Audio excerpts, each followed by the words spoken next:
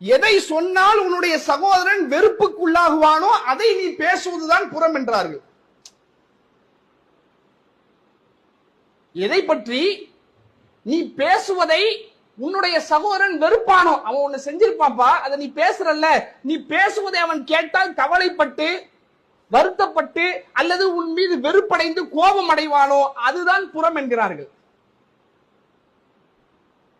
அப்போ ஒரு சஹாபி ஒரு கேள்வி கேட்கிறாங்க, அல்லாஹ்வுடைய தூதரே, நான் பேசுவது என்னுடைய சகோதரனிடத்தில் இருந்தாலுமா?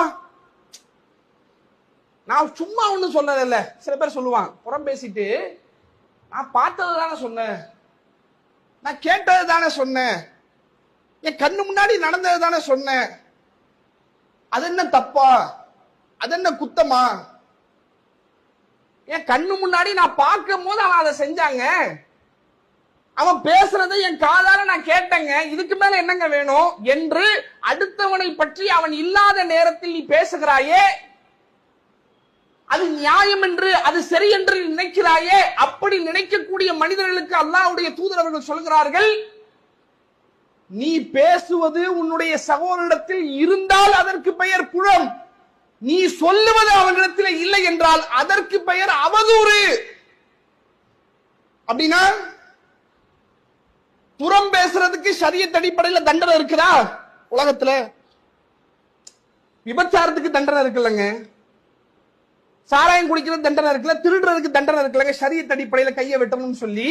இது மாதிரி புறம் பேசுறதுக்கு ஷரியத்துல தண்டனை இருக்குதா?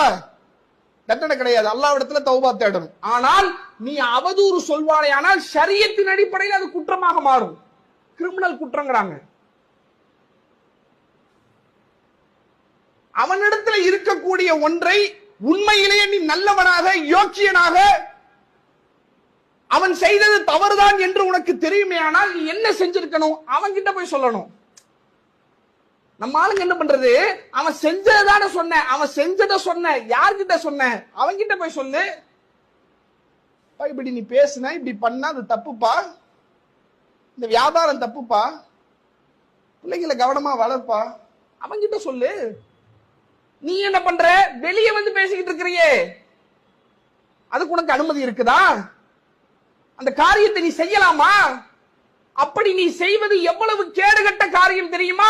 செத்து போன உன் சகோதரனின் கரியை திங்கிறதுக்கு சமம்.